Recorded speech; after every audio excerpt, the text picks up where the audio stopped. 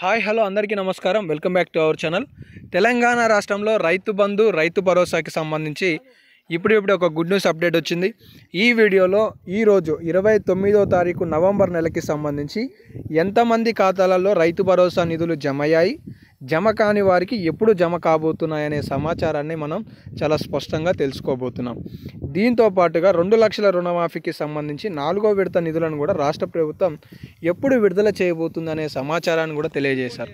కాబట్టి ఈ వీడియోలో మనం రైతు భరోసాకి సంబంధించిన నిధులతో పాటు 2 లక్షల రుణమాఫీకి సంబంధించిన సమాచారాన్ని స్పష్టంగా తెలుసుకోబోతున్నాం. కాబట్టి ఇంకా ఇవి కాకుండా ఏమైనా డౌట్స్ ఉంటే కామెంట్ సెక్షన్లో కామెంట్ చేయండి.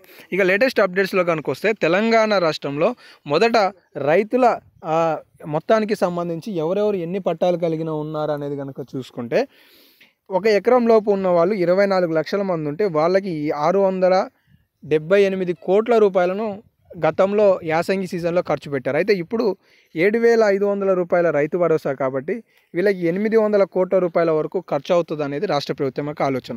అయితే ఇక్కడ గతంలో మాదిరిగా 24,24,870 మంది పెరగొచ్చు, తగ్గొచ్చు. ఎందుకంటే రాష్ట్ర ప్రభుత్వం, కాంగ్రెస్ ప్రభుత్వం సాగు భూములకి మాత్రమే రైతు భరోసా ఇస్తుంది. గతంలో ఇండ్ల స్థలాలున్న, చెరువులలో ఉన్న, గుట్టలలో ఉన్న, ఎక్కడున్నా కూడా రైతు బంధు అనేది ఇచ్చారు. కానీ ఇప్పుడు సాగు భూమికి మాత్రమే రైతు భరోసా నిధులు జమ కాబోతున్నాయి. 2 ఎకరాలకి సంబంధించి 17 లక్షల మంది రైతులు 1,300 కోట్ల రూపాయలతో గతంలో నిధులు జమ అవుతాయి. ఇప్పుడు ఇది కాస్త 1,500 కోట్ల రూపాయల వరకు వెళ్ళొచ్చు. అంటే తెలంగాణ రాష్ట్రంలో మొదటి విడతలో 1 ఎకరం 2 ఎకరాల లోపు ఉన్న రైతులకి నిధులు అనేవి జమ కాబోతున్నాయి. అంటే ఏ విధంగా అంటే ఇప్పుడు రైతు భరోసా నిధులు అనేవి ప్రతి 10 రోజులకి 2,000 కోట్ల రూపాయల చొప్పున నిధి రైతుల ఖాతాలలో జమ కాబోతుంది. ఇలా మొదట విడతలో 1 ఎకరం 2 ఎకరాల వరకు, అలాగే రెండో విడతలో 3 ఎకరాలకి సంబంధించి, తర్వాత అందులోని 4 ఎకరాలకి సంబంధించిన రైతులకి నిధులు అనేవి రాబోతున్నాయి. గతంలో 5,000 కోట్ల రూపాయలు ఇక్కడ మనకి 5 ఎకరాల లోపు వారికి ఖర్చు అవుతాయి.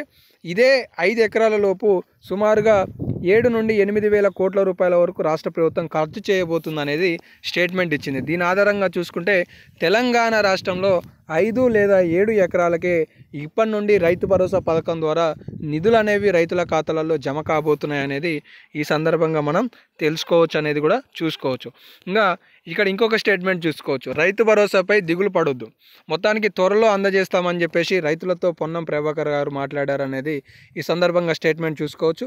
దీంతోపాటు 2 లక్షల రుణమాఫీకి సంబంధించి కూడా ఈ ప్రజాపాలన విజయోత్సవ కార్యక్రమాలలో రాష్ట్ర ప్రభుత్వం పూర్తి స్థాయిలో నిధులను విడుదల చేయబోతుంది. అంటే మిగిలిన 13,000 కోట్ల రూపాయల నిధులు ఏవైతే ఉన్నాయో వాటిని రైతుల ఖాతాలలో జమ చేయడానికి రాష్ట్ర ప్రభుత్వం సర్దుబాటు చేస్తుంది నిధులు అని చెప్పేసి కూడా స్టేట్మెంట్ ఇవ్వడం జరిగింది.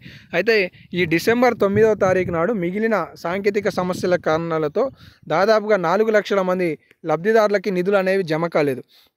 ఈ 3 నుండి 4 లక్షల మంది లబ్ధిదారులకి 4,000 కోట్ల రూపాయలను ఈ డిసెంబర్ 9 నాటికి రాష్ట్ర ప్రభుత్వం జమ చేయబోతుంది అనేది కూడా ఈ సందర్భంగా తుమ్మల నాగేశ్వరరావు గారు ఒక స్టేట్మెంట్ అయితే ఇవ్వడం జరిగింది.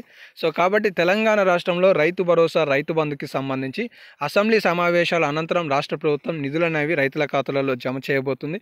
దీంతోపాటు 2 లక్షల రుణమాఫీకి సంబంధించి సాంకేతిక సమస్యలతో నిధులు జమ కాని రైతులకి కూడా ఈ డిసెంబర్ 9 నాటికి నిధులు అనేవి జమ కాబోతున్నాయి.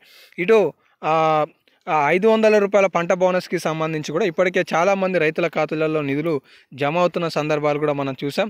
సో ఇవైతే కొన్ని రైతులకు సంబంధించి ఉన్న లేటెస్ట్ అప్డేట్స్. ఇంకేమైనా లేటెస్ట్ అప్డేట్స్ వస్తే మీకు తదుపరి వీడియోలలో తెలియజేస్తుంటాను. కాబట్టి మిస్ కావద్దు అనుకుంటే మన ఛానల్ని సబ్స్క్రైబ్ చేసుకొని ఫాలో అవుతుండండి. ధన్యవాదాలు. అది ఆటోమేటిక్గా ఆడియో రికార్డ్ అవుతుందా? అవి ముళ్ళ చెట్లు.